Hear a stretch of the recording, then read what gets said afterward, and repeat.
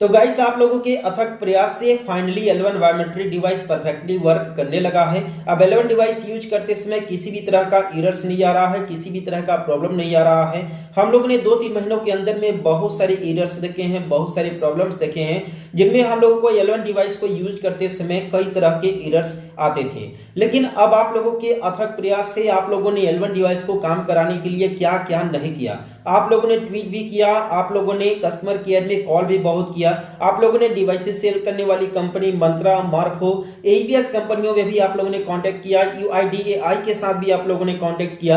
आप लोगों की इतनी ज्यादा टॉर्चर की वजह से ये जो प्रॉब्लम था आज जाकर के फिक्स हुआ है। और ये फिक्स होने के बाद आप चाहे कल लिए हो L1 डिवाइस, चाहे आप 1 महीने पहले लिए हो, चाहे आप 2 महीना पहले लिए हो, लेकिन सारे के सारे L1 डिवाइसेस काम कर रहे हैं। अब किसी भी कंपनी के किसी भी डिवाइस में किसी भी प्रकार का एरर नहीं आ रहा है। और बता दें कि ये जो भी आप लोग के सामने ये रिजल्ट दिख रहा है ना, इसका वजह केवल आप लोग हो। आप लोगों ने इतना सारा कांटेक्ट किया, आप लोगों ने इतना सारा कॉल किया, आप लोगों ने इतना ज्यादा ट्वीट किया, आप लोगों ने इतना ज्यादा मेल किया कि आप लोगों के प्रेशर की वजह से, आप लोगों के टॉर्चर की वजह से फाइनली यूआईडीएआई को अपना सर्वर ओपन करना पड़ेगा, यानी कि सर्वर को ठीक करना पड़ा, जिसके बाद आपका डिवाइस सक्सेसफुली रजिस्टर्ड हो जा रहा है यूआईडीएआई के साथ। तो फिलहाल आप लोगों को बता दें कि ये तो चलिए ठीक है, खुशी की बात है, लेकिन अब हमारे कई सारे सीएसपी संचालकों का ये कमेंट आ रहा है, ये मैसेज आ रहा है कि जैसे ही हम यहाँ पर एसबीआई का यूज कर रहे हैं, एसबीआई में एईपीएस बायोमेट्रिक डिवाइस का यूज कर रहे हैं स्कैन के लिए, तो ऐसे ही हम लोग को कई सारे प्रॉब्लम फेस करने पड़ रहे हैं। यहाँ पर बोल रहे हैं सीएसपी संचालक कि हमने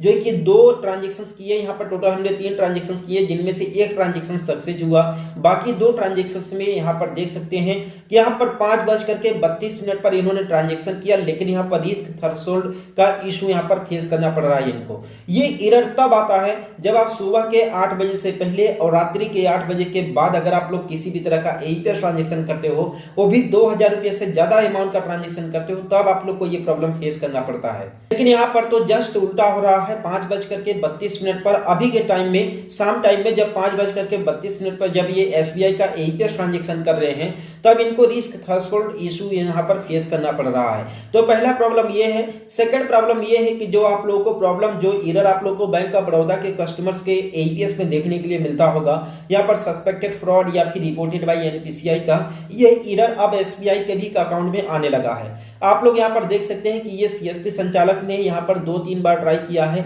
लेकिन बार बार यहाँ पर रिपोर्टेड बाय एनपीसीआई आ रहा है, यहाँ पर सस्पेक्टेड फ्रॉड आ रहा है। ठीक है, तो यहाँ पर बेसिकली 2 बड़े मेजर प्रॉब्लम है जो कि हमारे कई सारे सीएसपी संचालकों के साथ आ रहा है और उनका मैसेज भी आ चुका है। तो मैं आप लोगों को बता दूं कि अगर आपके पास ये प्रॉब्लम आ रहा है तो आप लोगों को ज्यादा हड़बड़ाने की जरूरत नहीं है।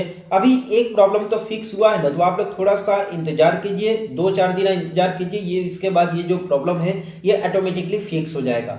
बता दें कि अभी इतने दिनों से, करीबन 3 महीने से जो L1 डिवाइस वर्क नहीं कर रहा था, काम नहीं कर रहा था, ये डिवाइस बेहतरीन अब काम करने लगा है। अब आप लोग को प्रॉब्लम फेस नहीं करना पड़ेगा। लेकिन यहाँ पर ये जो 2 एरर आ रहे हैं ना, यहाँ पर reported by NPCI and risk threshold का, ठीक है, ये भी इशू टेम्परेरी इशू है, बहुत ही जल्द ठीक हो जाएगा। इसमें आप लोग को किसी भी तरह का प्रॉब्लम फेस नहीं करना पड़ेगा। ठीक है, अगर आपके पास ये इशू आ रहा है तो आप लोग मुझे कमेंट करके बताइएगा।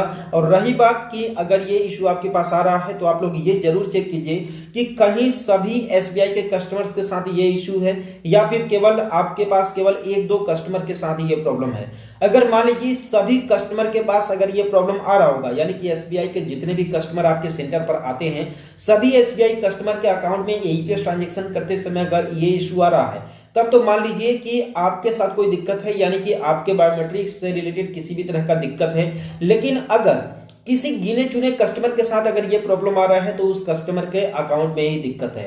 ठीक है, बाकी किसी भी तरह का दिक्कत नहीं है। फॉर एग्जांपल, अगर 10 एसबीआई कस्टमर आपके पास आते हैं, उनमें से केवल 1 से 2 कस्टमर के साथ अगर ये एरर आता है ये ट्रांजैक्शन करते समय, तो इसका मतलब ये है कि बाकी कस्टमर के अकाउंट में अगर ये प्रॉब्लम नहीं आता है, तो इसका मतलब ये है कि ये जो 2 कस्टमर है इनके अकाउंट से ही दिक्कत है। अब दिक्कत क्या क्या हो सकता है, पहला दिक्कत तो ये हो सकता है कि मे बी अकाउंट होल्ड हो या फिर अकाउंट को फ्रीज किया गया हो बैंक की तरफ से। सेकंड कंडीशन ये है कि मे बी केवाईसी अपडेटेड ना हो। बता दें कि अगर केवाईसी अपडेटेड नहीं रहेगा तब आप लोग को रिपोर्टेड बाय एनपीसीआई या फिर सस्पेक्टेड फ्रॉड का प्रॉब्लम आ सकता है। लेकिन यहाँ पर जो रिस्क थ्रेशोल्ड का इशू आप लोग को फेस करना पड़ रहा है, इसके लिए दो कंडीशन जिम्मेदार है। पहला कंडीशन तो ये है कि मे भी उस कस्टमर का जो एईपीएस लिमिट है उससे कम करके रखा गया हो, यानी कि 5000 7000 इस तरीके से रखा गया हो, या फिर कस्टमर ने अपना एईपीएस लिमिट खो दिया हो, यानी कि महीने में 4 बार से ज्यादा का ट्रांजैक्शन कर लिया हो।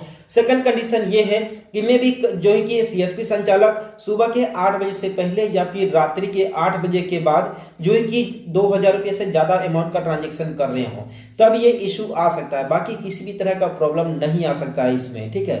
तो आप लोग के पास सेम प्रॉब्लम है या फिर नहीं, आप लोग मुझे कमेंट करके जरूर बताइएगा। और हम लोग मिलते हैं फिर किसी नेक्स्ट वीडियो में एक नए अपडेट के साथ।